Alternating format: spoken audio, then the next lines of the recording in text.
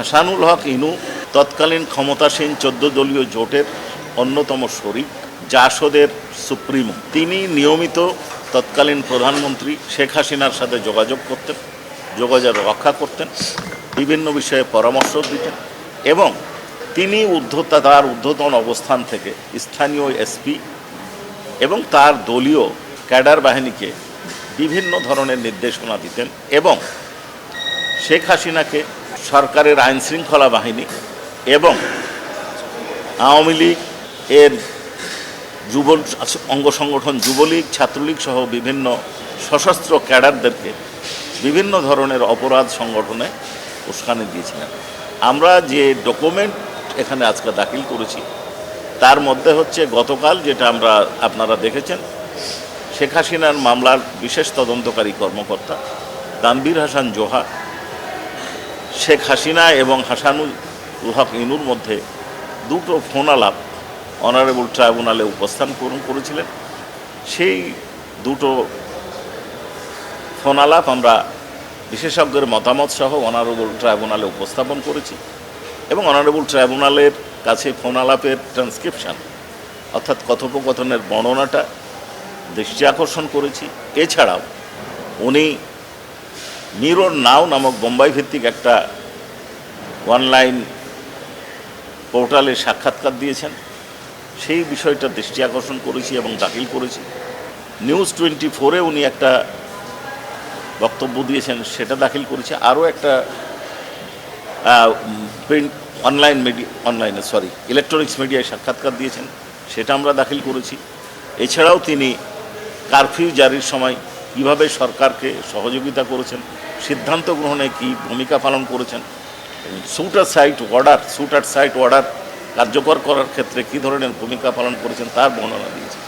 সামগ্রিক বর্ণনায় আমরা যেটা দেখতে পেয়েছি, তিনি নির্দেশনা যেটা দিয়েছিলেন সেই নির্দেশনার বিষয়বস্তু ছিল ষড়যন্ত্র এবং নির্দেশনার, যে আন্দোলনকারী নিরীহ নিরস্ত্র ছাত্র জনতাকে শনাক্ত করতে হবে, ঘেরাও করতে হবে, ড্রোন এবং হেলিকপ্টার ব্যবহার করে প্রয়োজনে 36 সেনা নামিয়ে তাদেরকে বোম্বিং করতে হবে, গুলি করতে হবে এবং এই নির্দেশনা তিনি তার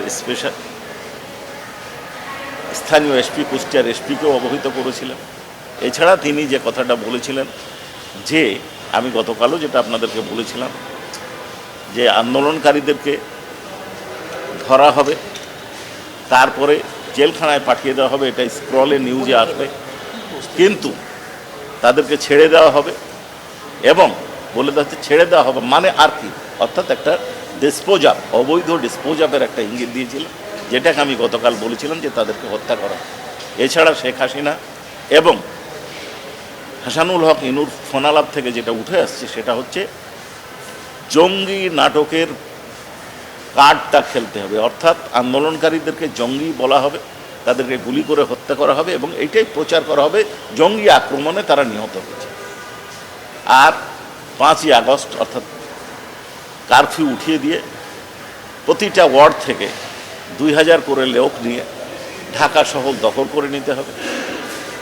তারপরে উনি আরও বলেছেন জামাত শিবিরের মেরুদণ্ড ভেঙে দিতে হবে, বিএনপিকে ধ্বংস করে দিতে হবে।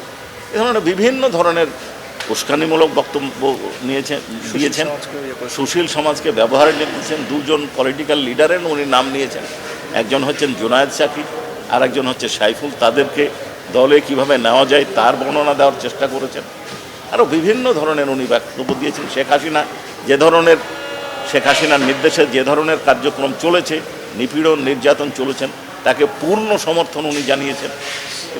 সামগ্রিক বর্ণনা আমাদের এই ফরমাল চার্জে 39 পৃষ্ঠার ফরমাল চার্জে বর্ণনা করা হয়েছে। হিরন আরও মিনারেল ওয়াটার মাত্র 50 পয়সায় প্রতি লিটার। আচ্ছা, এটা আসলে আলাদা মামলা বিষয় না, আমাদের মামলার কতগুলো প্রক্রিয়া থাকে। এতদিন উনি যে মামলায় আটক ছিলেন বা আছেন সেটা হচ্ছে প্রি ট্রায়াল প্রসেস, অর্থাৎ ইনভেস্টিগেশনের সময় ওনার বিরুদ্ধে একটা কিছু অভিযোগ পাওয়ার প্রেক্ষিতে তাকে আটক করা হয়। আটক করার পরে কেস চালু হয়েছে, ইনভেস্টিগেশন চলছিল।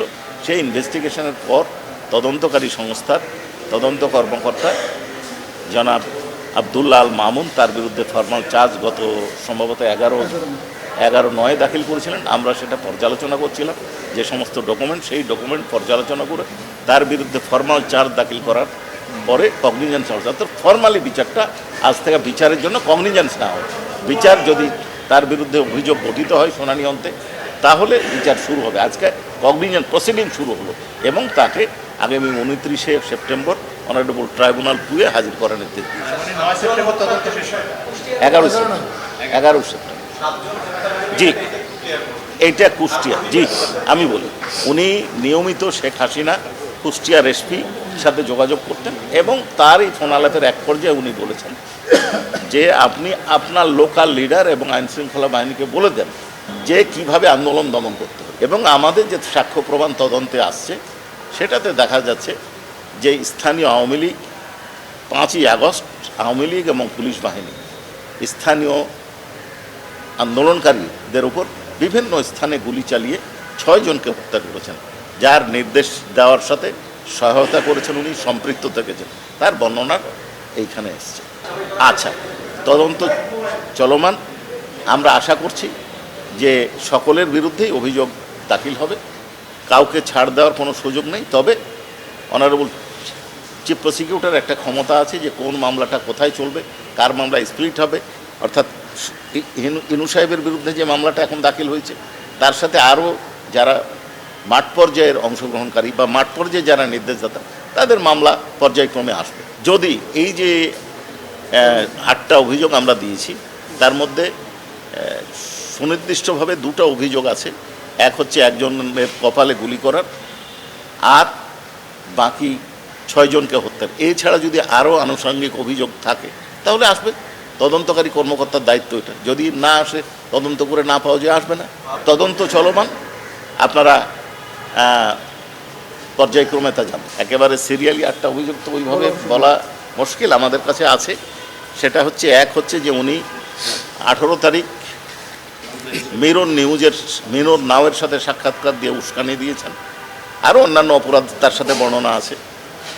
20 তারিখ উনি শেখ হাসিনার সাথে ফোন আলাপে যেটা জানিয়েছেন যে লোকাল এসপিকে নির্দেশ দেওয়া হয়েছে। লোকাল এসপি আগের দিন কী করেছেন তার বর্ণনা, অর্থাৎ ওই যে একটা ছেলেকে উনি বলেছেন পায়ে গুলি, কিন্তু বাস্তবে মাথায় গুলি করা হয়েছে, তার কপালে গুলি হয়েছে, সেই একটা চার্জসহ নির্যাতনের অভিযোগ আছে। শেখ হাসিনার সাথে আলোচনার জন্য 3য় নম্বর অভিযোগ আছে। 24-এর সাথে নিউজের সাথে সাক্ষাৎকারে যে আন্দোলনকারীদেরকে জঙ্গি, সাম্প্রদায়িক বিভিন্ন ট্যাগ দিয়ে সরকার যে দমন করছিলেন তাতে সহায়তা করেছেন, ষড়যন্ত্র করছেন, তার অভিযোগ আছে। কারফিউ জারির নির্দেশ দিয়েছেন, তার অভিযোগ আছে। তারপরে আবার 4 তারিখে কথা বলেছেন, কথা বলে আন্দোলনের যত কার্য গৃহীত হয়েছে সবগুলোকে সমর্থন করছে। মোট কথা ওনার বিরুদ্ধে অ্যাট এ গ্ল্যান্স যেটা সুপিরিয়র নেতৃত্বের দায় এবং সুপিরিয়র কমান্ড রেসপন্সিবিলিটি নির্দেশ, যেই কারণে সারা দেশে 1400-রও বেশি মানুষ নিহত হয়েছে, 25,000-এরও বেশি লোককে গুরুতর জখম করা হয়েছে। এই জখমীদের মধ্যে কারো 1 পা নাই, কারো 1 হাত নাই, কারো 1 চোখ নাই, কারো 2 চোখই নাই, কার মাথার খুলি উড়ে গেছে, কার চোয়াল নষ্ট হয়ে গেছে, অনেকের গায়ে 500-রও বেশি গুলি লেগে আছে। একজনের অন্তত এটা আমি পেয়েছি, কারো 1 শতাধিক গুলি আছে, যারা মৃত্যু যন্ত্রণায় কাতরাচ্ছে, কিন্তু ডাক্তার তাদেরকে অপারেশন করতে পারছে না, যে অপারেশন করলেই হয়তো মারা যাবে, আর যে বেঁচে আছে সে ছটফট করছে।